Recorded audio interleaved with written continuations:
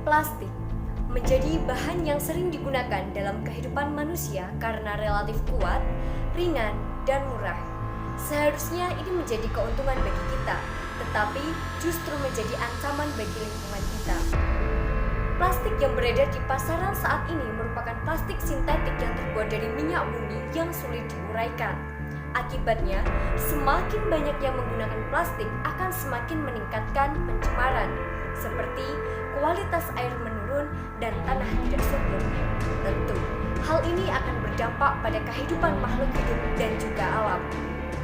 Hanya kurang dari 10% plastik yang dapat didaur ulang dan digunakan kembali, sedangkan sisanya akan berakhir menjadi tumpukan sampah. Yang mana Indonesia pernah menempati posisi kedua sebagai negara penghasil sampah plastik terbesar di dunia. Dan terhitung, jumlah sampah plastik nasional pada tahun 2020 mencapai 67,8 juta ton. Lalu, bagaimanakah solusinya? Untuk mengurangi dampak dari adanya limbah plastik, perlu adanya bahan pengganti, yaitu dari plastik sintetik minyak bumi beralih ke plastik biodegradable. Apa sih plastik biodegradable itu? Plastik biodegradable merupakan jenis plastik yang mudah diuraikan oleh mikroorganisme dalam tanah. Plastik ini merupakan polimer yang dapat berubah menjadi biomasa, H2O, CO2, dan atau CH4 melalui proses depolimerisasi dan mineralisasi. Dan plastik biodegradable ini dapat dibuat dari bahan alam. Salah satunya yaitu kulit singkong. Mengapa harus kulit singkong? Pertimbangan pembuatan plastik biodegradable menggunakan kulit singkong yaitu kulit singkong merupakan limbah yang mengandung polisakarida dengan 60% merupakan pati, di mana penggunaannya selama ini hanya sebatas pakan ternak.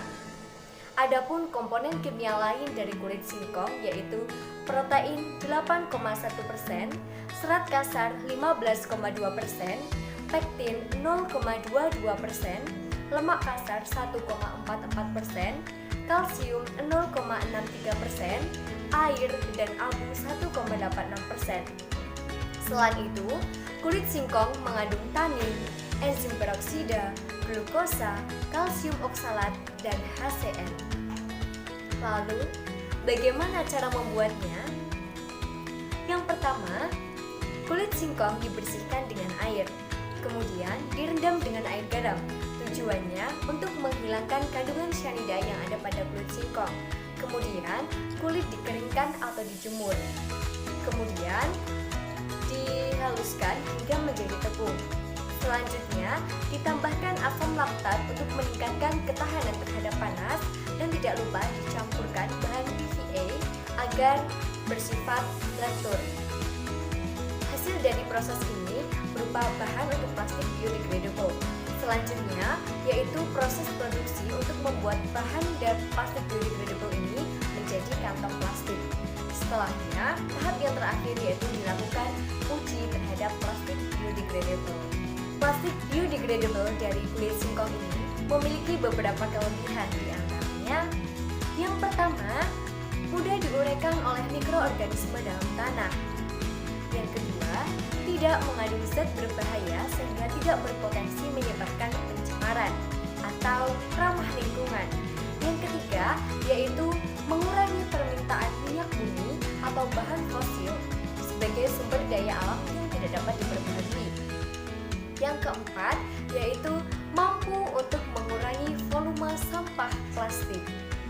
Sedangkan plastik biodegradable ini juga memiliki beberapa kekurangan, seperti tidak tahan panas di atas suhu 85 derajat Celcius dan tidak akan membusuk jika tidak diperlakukan khusus, dan juga plastik ini hanya mampu terurai pada suhu 122 Fahrenheit atau 35 derajat Celcius. Yuk, sama-sama kita cintai bumi kita ini demi kesejahteraan kehidupan yang akan mendatang. Dengan menggunakan bahan ramah lingkungan Salah satunya yaitu plastik biodegradable. Katakan no plastic and let's save the environment for the better living. See you.